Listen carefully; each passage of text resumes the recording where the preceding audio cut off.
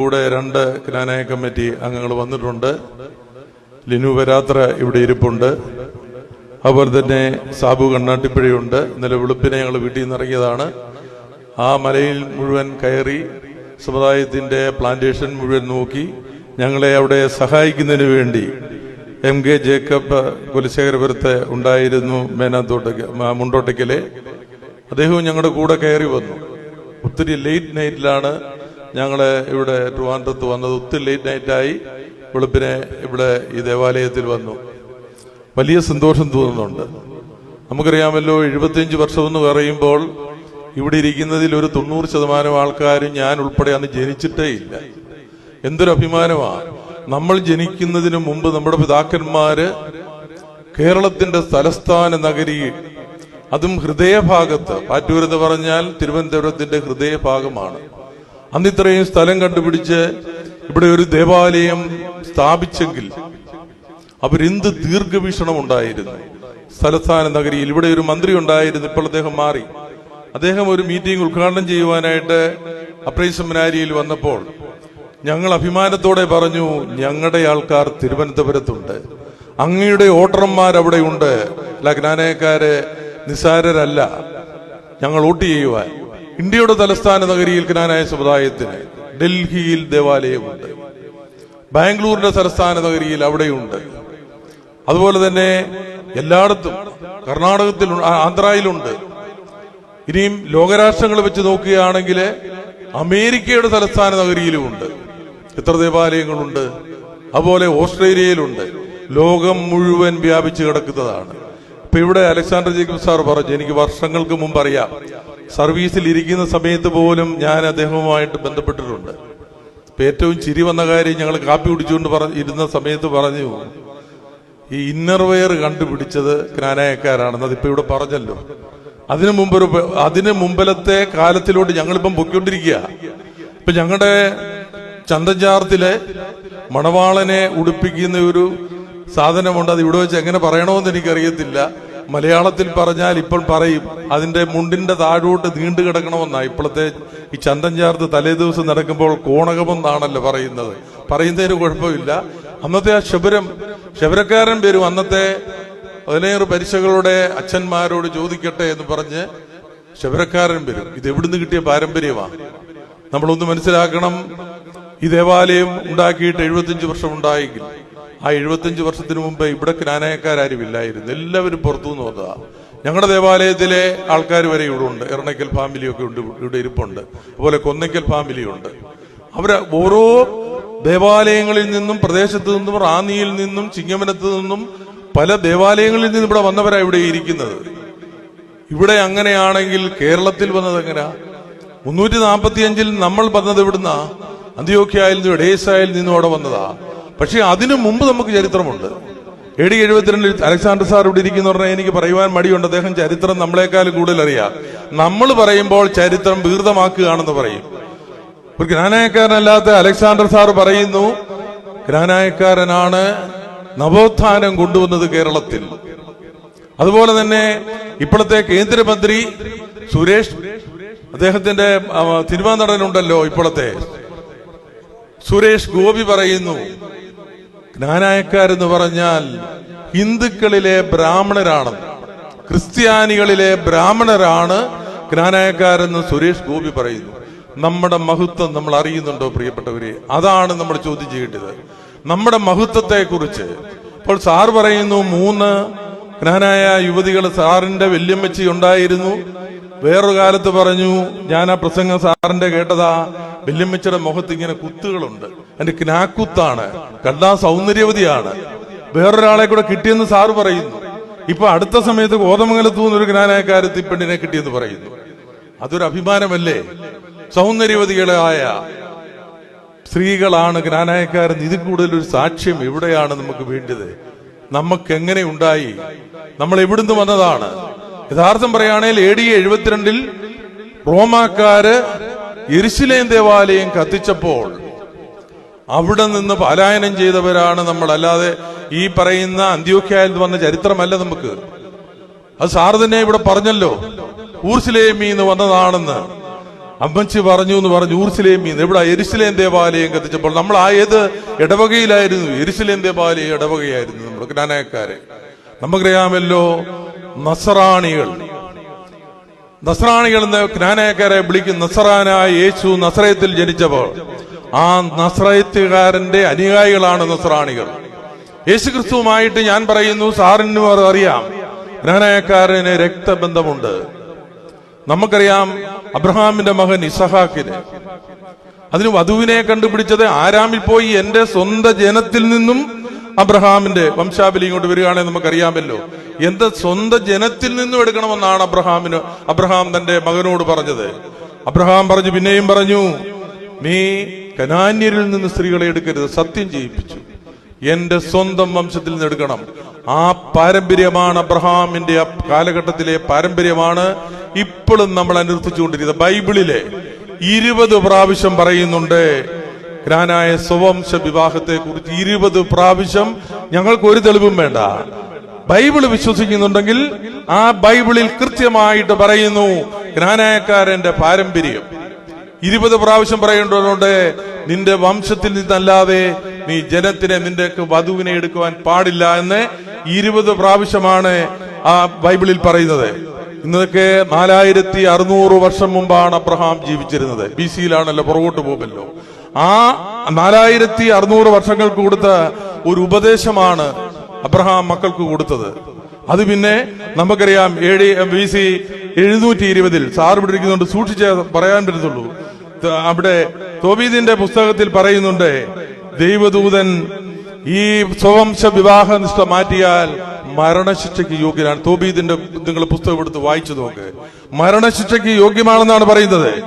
400 വർഷങ്ങൾക്ക് ശേഷം 4600 ശേഷം മോശ ഒരു നിയമമുണ്ടാക്കി.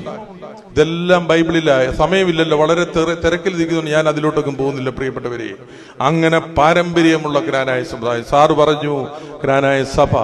ക്നാനായ സഭയല്ല സാറേ, ക്നാനായ സമുദായമാണ്. ഞങ്ങൾ ആഗമാന സുറിയാനി സഭയുടെ ഭാഗമാണ്. പക്ഷേ ക്നാനായ സമുദായം, ഞങ്ങളുടെ ഭരണഘടന സുപ്രീം കോടതി അംഗീകരിച്ചത്, ആ ഭരണഘടനയുടെ ഫ്രണ്ടിലേറിയിരിക്കുന്നത് ക്നാനായ സമുദായം എന്ന് തന്നെയാണ്, ക്നാനായ സഭയല്ല.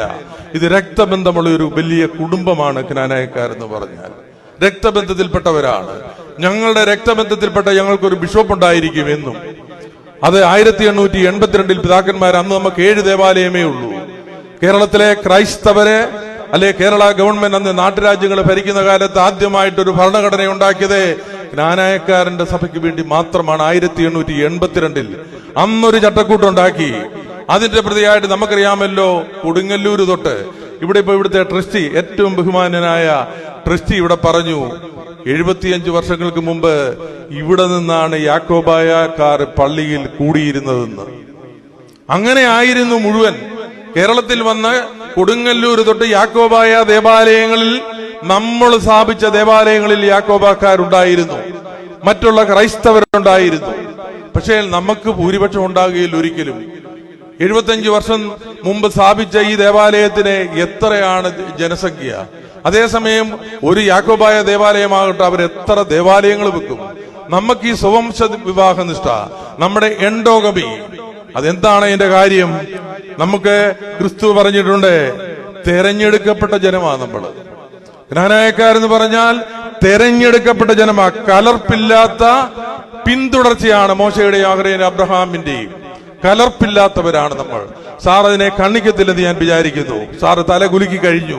പ്രിയപ്പെട്ടവരെ, അങ്ങനെയുള്ള ക്നാനായ സമുദായത്തിന്റെ അഭിമാനപൂരിതമാകണം ക്നാനായ സമുദായം എന്ന് പറഞ്ഞാൽ ഓരോ യുവതികളുടെയും യുവാക്കന്മാരുടെയും രോമം എഴുന്നേറ്റ് നിൽക്കണം. ക്നാനായ സമുദായം, തെരഞ്ഞെടുക്കപ്പെട്ട ജനം. അതിൽ ബൈബിളിൽ പറയുന്നുണ്ട്, ഞാൻ വരുന്നതുവരെയും ഒരവശേഷിപ്പിനെ ഞാൻ ശേഷിപ്പിക്കും. എത്രയാണെങ്കിലും നമുക്കറിയാം, നമ്മുടെ സഭയിൽ മാത്രമല്ല കേട്ടോ, നമ്മുടെ സമുദായത്തിൽ മാത്രമല്ല വിഷയങ്ങൾ. കുർബാന മുന്നോട്ട് തിരിച്ചു ചെല്ലണോ പുറകോട്ട് തിരിച്ചു ചെല്ലണോ? സാറിന്റെ പ്രഭാഷണം ഞാൻ അതിലും കേട്ടിട്ടുണ്ട്. അതാണ് ഇപ്പൊ എറണാകുളം ഭാഗത്ത്, അങ്ങോട്ട് തിരിയണോ ഇങ്ങോട്ട് തിരിയണോ, പള്ളി പൂട്ടി 10 ഉണ്ടാവും അതിനുവേണ്ടി. അപ്പൊ എല്ലായിടത്തും കാലഘട്ടം അനുസരിച്ച് ഏത് സഭകളിലും വിഷയം ഉണ്ടാകും. അതിന്റെ ഭാഗമായിട്ടും നമുക്കറിയാമല്ലോ, നമ്മൾ അന്ന് പോന്നു കഴിഞ്ഞ് നമ്മുടെ സഭയിൽ നിന്ന് എത്രയോ സഭ, നമ്മുടെ സമുദായത്തിൽ നിന്ന് തമ്പിപ്പാച്ചയുടെ ഒരു സമുദായമുണ്ട്. അത് ചിങ്ങവനത്തപ്പുറത്ത് ഒരു അരമനയെക്കാളും വലിയൊരു അരമന അവിടെ ഉണ്ടാക്കിയിട്ടുണ്ട്, തമ്പിപ്പാച്ച. അതുപോലെ തന്നെ എരവേരൂർ ഒരെണ്ണമുണ്ട്, സോജി എന്ന് പറയുന്നത്. ജ്ഞാനായ കത്തോലിക്കര് പോയിട്ടുണ്ട്, പോയാലും അവര് ജ്ഞാനായ കത്തോലിക്കരല്ല, ജ്ഞാനായ ബെന്തിക്കോസ്. അവര് പോയാൽ അവര് വിവാഹം കഴിക്കുമ്പോൾ ജ്ഞാനായ ബെന്തിക്കോസിൽ നിന്ന് തന്നെ വിവാഹം കഴിക്കത്തുള്ളൂ, പുറത്തു പോവുകയില്ല. അവിടെ പോയാലും അവർക്കത് വിടാൻ മടിയാണ്. സാർ ഇവിടെ പറയുന്ന കേട്ടു, അവരുടെ മാറിക്കെട്ടിയവര് ജ്ഞാനായ സമുദായത്തിന്റെ ദേവാലയങ്ങളിൽ ഒരു കുർബാന കാണുവാനായിട്ട് വന്നിരിക്കുമെന്ന് ഞാനല്ലല്ലോ പറഞ്ഞത്, അലക്സാണ്ടർ സാറല്ലേ പറയുന്നത്. അത് അവർക്ക് പാത്തു വന്നാണെങ്കിലും കുർബാന കാണണം, അംഗത്വം പോവും. അത് സാറ് തന്നെ പറഞ്ഞു, അംഗത്വം പോവും. അതാണ് നമ്മുടെ ചട്ടക്കൂട്ട്, അതാണ് ജനങ്ങൾ വർദ്ധിക്കാത്തത്. പ്രിയപ്പെട്ടവരെ, ഇത് കാത്തു സൂക്ഷിക്കുവാൻ നമ്മൾ ബാധ്യസ്ഥരല്ലേ? 1700 വർഷം അത് ഇവിടെ വന്നതിന് ശേഷം, BC തൊട്ട്, അബ്രഹാം തൊട്ട് 4600 വർഷങ്ങൾക്ക് മുമ്പ് യേശുക്രിസ്തു തെരഞ്ഞെടുത്ത ജനമാണെങ്കിൽ, for a hybrid sunscreen जिसमें physical sunscreen भी और chemical वाले भी होना, then I think you got this. Okay, മെമ്പർമാരല്ലേ ഇവിടുത്തെ പുതിയവും കൂടി പള്ളി പ്രതിനിധികളെ വിട്ടിട്ടുണ്ട് ചിങ്ങവനത്ത്. അവരുടെ കൂടിയാണ് എന്നെ ട്രസ്റ്റിയെ അല്ലെങ്കിൽ ഇവിടെ ഇരിക്കുന്ന കമ്മിറ്റി അംഗങ്ങളെ തെരഞ്ഞെടുത്തത്. ഈ സമുദായ മെത്രാപ്പൊലീത്ത തന്നെ വന്നതാണോ? അതിന് പറ്റുമോ? ജ്ഞാനായ അസോസിയേഷൻ വോട്ടിൽ കൂടി തെരഞ്ഞെടുത്തയാളാണ് ഇവിടെ ഇരിക്കുന്നത്. വേറൊരാൾക്ക് ജ്ഞാനായ സമുദായത്തിന്റെ മെത്രാപ്പൊലീത്ത ആകാൻ പറ്റുമോ? ഏതെങ്കിലും ഒരു സഭാമേലധ്യക്ഷൻ അല്ലെങ്കിൽ പാത്രിക്കീസ് ബാബായാണെങ്കിലും ജ്ഞാനായ സമുദായത്തിന്റെ ഒരു മെത്രാപ്പൊലീത്തായി അദ്ദേഹത്തിന് വാഴിക്കുവാൻ പറ്റുമോ? നമ്മൾ തെരഞ്ഞെടുക്കണം.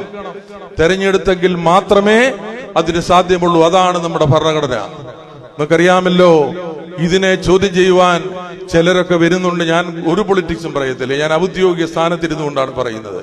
ജ്ഞാനായ സമുദായത്തെ തകരരുത്, ഇവിടെ വിഭാഗീയത ഉണ്ടാകരുത്, പച്ചയ്ക്ക് പറയാമല്ലോ. ഇവിടുത്തെ വിഷയങ്ങൾ തീരണം എന്നും ഞങ്ങൾ പറയുന്ന, എന്തും കമ്മിറ്റി കൂടുമ്പോൾ പറയും. സമുദായ മെത്രാപ്പൊലീത്ത അതിന് ഏറ്റവും തയ്യാറാണ്. പക്ഷെങ്കിൽ 4 പ്രാവശ്യം ഈ അടുത്ത സമയത്ത് യാക്കോബായിലെ ഇപ്പോഴത്തെ ശ്രേഷ്ഠ ബാബയുടെ അരികെ പോയി. ഒരു പ്രാവശ്യം ഞങ്ങൾ തിരുമേനിയും കൊണ്ടുപോയി. ഇപ്പോൾ അടുത്ത പ്രാവശ്യം പല പ്രാവശ്യം ഈ വിഭാഗീയത ഉണ്ടാക്കുന്ന സഹായമെത്രാച്ചന്മാരോട് ഞങ്ങൾ പറഞ്ഞ് തീർക്കാം. ഒരു കണ്ടീഷൻ, നിങ്ങൾ എല്ലാവരും കാണും. കോട്ടയം പ്രസ് ക്ലബിൽ കഴിഞ്ഞ ആഴ്ചയും പറഞ്ഞു, ജ്ഞാനായ സമുദായം മെത്രാപ്പൊലീത്ത അൺകണ്ടീഷണലായിട്ട് അപ്പോളജി ചെയ്യണം, എന്നാലേ ചർച്ചയുള്ളൂ. ഇതാണ് പറയുന്നത്. പ്രിയപ്പെട്ടവരെ, നിങ്ങളത് മനസ്സിലാക്കണം. പാത്രിക്കീസ് ബാവായുടെ നിർദ്ദേശമനുസരിച്ച് കാതോലിക്ക ബാവ ഇപ്പോഴത്തെ ശ്രേഷ്ഠ ബാവായുടെ അരിക്കൽ ചെന്നപ്പോൾ ഞങ്ങൾ ചർച്ചയ്ക്ക് തയ്യാർ. 4 പ്രാവശ്യം പോയി. ഇപ്പൊ ഓരോരുത്തർ പറയും ചർച്ചയ്ക്ക് വിളിക്കുന്നില്ലെന്ന്. ആദ്യം കണ്ടീഷനാ, അൺകണ്ടീഷണലായിട്ട് ജ്ഞാനായ സമുദായത്തിന്റെ മെത്രാപ്പൊലീത്ത ക്ഷമ പറഞ്ഞെങ്കിലേ ചർച്ചയുള്ളൂ. ഞാൻ പറഞ്ഞു, അതല്ലല്ലോ, ചർച്ച ചെയ്തിട്ടല്ലേ ഒരു കാര്യം നമ്മൾ തീരുമാനിക്കട്ടെ. അല്ല, നോ നോ നോ നോ, ആദ്യം ക്ഷമ പറയണം. അവിടാണ് ഇപ്പോൾ മുട്ടി നിൽക്കുന്നത്. അത് നടക്കില്ല, അത് നടക്കില്ലെന്ന് ഞങ്ങൾ എല്ലാവരും തീരുമാനിച്ചു. ജ്ഞാനായ സമുദായത്തിന്റെ മെത്രാപ്പൊലീത്ത എന്ത് തെറ്റ് ചെയ്തിട്ടാണ് ക്ഷമ പറയേണ്ടത്? പൊളിറ്റിക്സ് പറയുകയാണെന്ന് ഓർക്കരുത്. സത്യം ഈ ദേവാലയത്തിന്റെ ഇവിടെ നിന്നുകൊണ്ട് പറയുക. അമേരിക്കയിൽ 3 ദേവാലയം അടഞ്ഞു കളഞ്ഞു കിടന്നപ്പോൾ ആ 3 വൈദികരോട് പറഞ്ഞു, നിങ്ങളോട് പോയി കുർബാന ചൊല്ല. അതേ തെറ്റ് ചെയ്തുള്ളൂ, വേറെ ഒന്നും ചെയ്തില്ല. നമ്മുടെ രക്തത്തിൽപ്പെട്ട സഹോദരങ്ങള് കുർബാനയില്ലാതെ രാവിലെ, ഞാൻ അവിടെ ദേവാലയത്തിൽ പോയതാ, സ്ത്രീകളും പുരുഷന്മാരും വന്ന് പാട്ടുപാടി പോവുക. അച്ഛനില്ലാഞ്ഞിട്ടല്ല, അച്ഛൻ 8 പേരുണ്ട്, വിടത്തില്ല. മെത്രാപ്പൊലീത്തായോട് കരഞ്ഞുകൊണ്ട് അവർ ലെറ്റർ കൊടുത്തു, ഞങ്ങൾക്കൊരു വൈദികനെ ഞായറാഴ്ച വേണ്ട, ശനിയാഴ്ചത്താ, അല്ലെ ഞായറാഴ്ച വൈകിട്ടത്താ. ഒരു വാക്ക് ഞാൻ കള്ളമല്ല പറയുന്നത്. ഞാൻ ഇമ്മദ്ബോഹായുടെ മുമ്പിൽ നിന്നുകൊണ്ട് കള്ളം പറയല്ലേ. എനിക്കങ്ങനെ കള്ളമാണെങ്കിൽ സംഭവിച്ചു കൊള്ളട്ടെ. എന്തും ഒരു വൈദികനെ തരാൻ കരഞ്ഞു പറഞ്ഞപ്പോൾ ഒരു വൈദികനെ വിട്ടുകൊടുത്തതിനാണ് ഈ സമുദായത്തിന്റെ മെത്രാപ്പൊലീത്തായ്ക്ക് അവിടെ 2 സ്ഥാനങ്ങൾ ആദ്യം മാറ്റി. എല്ലാവരും മനസ്സിലാക്കണമല്ലോ, 2 സ്ഥാനങ്ങൾ എന്തിനാ? ഈ ദേവാലയം അടഞ്ഞു കിടക്കുമ്പോൾ കുർബാന ചൊല്ലുവാൻ വൈദികനെ തന്നാൽ സമുദായത്തിന്റെ മെത്രാപ്പൊലീത്തായുടെ പേരിൽ നടപടി. ഇവിടെ ഇപ്പം എന്താണ്, മർത്തോമായിലെ അച്ഛൻ ഇവിടെ ഇരിപ്പുണ്ട്. നമ്മുടെ എക്യൂബിനിക്കൽ സമ്മേളനത്തിൽ സമുദായ മെത്രാപ്പൊലീത്ത പോകും, നിലയ്ക്കൽ പരിപാടികൾക്ക് പോകും, KCCയുടെ പരിപാടികൾക്ക് പോകും. അവിടെയൊക്കെ അധ്യക്ഷൻ ഓർത്തഡോക്സ്, അത് യാക്കോബായെ, മർത്തോമ, അതുപോലെ പല സഭകളിലെയും ഉണ്ട്. അവരങ്ങോട്ടും ഇങ്ങോട്ടും ഇരിക്കുമ്പോൾ ഞാൻ നിങ്ങളുടെ ആസ്ഥാനം ഞാൻ കണ്ടിട്ടില്ല. പണ്ട് കൊച്ചിലെ ഞാനൊരു ചെമ്മാച്ചനായപ്പോൾ ക്ലീമീസ് തിരുമേനിയുടെ അവിടെ വന്നിട്ടുണ്ടെന്ന് ഇപ്പോഴത്തെ ഓർത്തഡോക്സിലെ കാതോലിക്ക ബാബ പറഞ്ഞു. എനിക്കൊന്ന് കാണണം. ജ്ഞാനായക്കാരുടെ വീടുകൾ നമ്മളൊരു അതിഥികളെ സൽക്കരിക്കുന്നവരല്ലേ, അതിനെന്താ അവിടെ വന്ന് കാണാമല്ലോ എന്ന് പറഞ്ഞു. അങ്ങനെ കോട്ടയത്തെ കാതോലിക്ക ബാവ, ഓർത്തഡോക്സ് സഭയുടെ കാതോലിക്ക ബാവ നമ്മുടെ അരമനയിൽ ഒന്ന് വന്നു. അതാണ് കാരണം. നമ്മുടെ വീട്ടിൽ ആരൊക്കെ വരും? അവരുടെ വീടുകളിൽ പോകാം, അവർക്ക് പോകാൻ കുഴപ്പമില്ല. വന്നു, ഉടൻ സസ്പെൻഷൻ. വേറെ എന്താണ് പറയുന്നത്? എന്നിട്ട് പറയുന്നത് സസ്പെൻഡ് ചെയ്താൽ അതങ്ങ് അംഗീകരിച്ച് മാറിക്കോളാനാ പറയുന്നത്. പ്രിയപ്പെട്ടവരെ, ഞാൻ എന്റെ വാക്കുകൾ നിർത്തുക, സമയം പോയത് നമുക്ക് അറിയാം. ഇവിടുത്തെ വിഷയങ്ങൾ തീരണം. ഇവിടുത്തെ വിഷയങ്ങൾ നമുക്ക് പറഞ്ഞു തരാൻ ഞങ്ങൾ 100% തയ്യാറാണ്. പക്ഷെ അൺകണ്ടീഷണൽ അപ്പോളജി പറഞ്ഞുകൊണ്ട് നടക്കില്ല. നമുക്ക് ചർച്ച ചെയ്ത് കാര്യങ്ങൾ തീർക്കണം, സമാധാനത്തോടുകൂടി പോകണം. ഭയങ്കര ഡെവലപ്മെന്റ് ആണ് ജ്ഞാനായ സമുദായം. ഇപ്പൊ കേസുകൾക്കകത്ത് പോയാൽ സമുദായ മെത്രാപ്പോലീത്തായെ സസ്പെൻഡ് ചെയ്താൽ ആ സസ്പെൻഷന് കേസ് കൊടുക്കണ്ടായോ? നിങ്ങൾ പറ. ഇദ്ദേഹത്തിനെ സസ്പെൻഡ് ചെയ്താൽ മാറി നിൽക്കണമോ? അവരെ നമ്മൾ തെരഞ്ഞെടുത്തത് എങ്ങനെയാ? ഇവിടുന്ന് ട്രസ്റ്റ് ചെയ്യാൻ കമ്മിറ്റിക്കാരെയും തെരഞ്ഞെടുത്തിട്ട് കമ്മിറ്റിക്കാരൻ പറയുകയാണ് ഞാൻ കമ്മിറ്റിയല്ല, ഞാൻ ട്രസ്റ്റിയാണ്, നമ്മളെ ഒരുമിച്ച് തെരഞ്ഞെടുത്താന്ന് പറഞ്ഞാൽ സമ്മതിക്കുമോ നിങ്ങളുടെ ദേവാലയത്തിൽ? അല്ലെ ട്രസ്റ്റിയെ തെരഞ്ഞെടുത്തിട്ട് ട്രസ്റ്റി പറയുകയാണ് സെക്രട്ടറിയാണ് ട്രസ്റ്റി എന്ന് പറഞ്ഞാൽ സമ്മതിക്കും? ഓരോരുത്തരെ ഓരോ നിലയിലാണ് തെരഞ്ഞെടുക്കുന്നത്. പഞ്ചായത്ത് മെമ്പറെ തെരഞ്ഞെടുത്തിട്ട് MLA ആണെന്ന് പറയാൻ പറ്റുമോ? അത് പഞ്ചായത്ത് മെമ്പറായിട്ട് തന്നെ ഇരിക്കെ. അല്ല, ഞങ്ങൾ സമന്മാരാണ്, നിങ്ങൾ എലക്ട് ചെയ്ത് ഞങ്ങളെ ജനിച്ചതുപോലെ തന്നെയാണ്, സമുദായ മെത്രാപ്പോലീത്തായെ തെരഞ്ഞെടുത്തതുപോലെയാണ് ഞങ്ങളെയും തെരഞ്ഞെടുത്തതെന്ന് പറഞ്ഞാൽ സിസ്റ്റം പോയില്ലേ? നമ്മുടെ ദേവാലയങ്ങളെല്ലാം ഈ പള്ളി ഉൾപ്പെടെ ജ്ഞാനായ സമുദായ മെത്രാപ്പോലീത്തായുടെ പേരിലാണ് പ്രിയപ്പെട്ടവരെ അവിടെ എഴുതി വെച്ചിരിക്കുന്ന ആധാരം കയ്യിലുണ്ട്. ഒന്നും പോകില്ല. ഇപ്പോൾ ഞാൻ എന്റെ വാക്കുകൾ നിർത്തട്ടെ. വിഭാഗീയത നടക്കുന്നു. പാരലായിട്ട് ജ്ഞാനായ കോൺഗ്രസിനെതിരായിട്ട് മീറ്റിങ്ങുകൾ നടക്കുന്നു. ആര് പറഞ്ഞിട്ടാ? അതുപോലെ തന്നെ വനിതകളുടെ മീറ്റിംഗ് നടത്തുന്നു. ഇപ്പം പറയുന്നത് സുവിശേഷ സമാജത്തിന്റെ നടത്താൻ പോവുകയാണെന്ന്. പാരലൽ അഡ്മിനിസ്ട്രേഷൻ പാർട്ടി ആരാണ് ഇതിനെ ചുമതലപ്പെടുത്തിയത്? സമുദായത്തിന്റെ വിഷമത്തെ ഘട്ടത്തിൽ നിങ്ങൾ എല്ലാവരും പ്രാർത്ഥിക്കണം. ഇതിനെ സഹായിക്കുന്നവർ ഒത്തിരി ഉണ്ട് നമ്മുടെ കൂടെ. നമുക്കറിയാമല്ലോ, ഇന്നിപ്പോ ഇവിടുത്തെ വികാരിയച്ഛൻ വിളിച്ചു പറഞ്ഞു, ഇവിടെ മനീഷ് കണ്ണന്താലം നല്ലൊരു ഹോള് സ്പോൺസർ ചെയ്തത്. അതിനുള്ള മനസ്സുള്ളവരാണ്, അവരൊക്കെ ഒത്തിരി കാര്യങ്ങൾ ചെയ്യുന്നവരാണ്. അവിടെ എവിടെയോ ഒരു ഹോൾ എടുത്തപ്പോൾ മനീഷ് അവിടെ AC ഹോൾ അവിടെ എടുത്തു കൊടുത്തു. അങ്ങനെ എത്രയോ പേര്. സമുദായം നിലനിൽക്കണം, ഇവിടെ വിഭാഗീയത ഉണ്ടാകരുത്, ഒരുമിച്ച് മുന്നേറണം. അതിന് നിങ്ങളുടെ എല്ലാവരുടെയും പ്രാർത്ഥന ഞങ്ങൾ അപേക്ഷിക്കുകയാണ്. പ്രിയപ്പെട്ടവരെ, ഇവിടുത്തെ പ്രതിസന്ധികൾ മാറണം. ഇവിടുത്തെ അസോസിയേഷൻ മെമ്പർമാരുണ്ട്, അവർ ഞങ്ങളോട് വിളിച്ചു പറഞ്ഞു.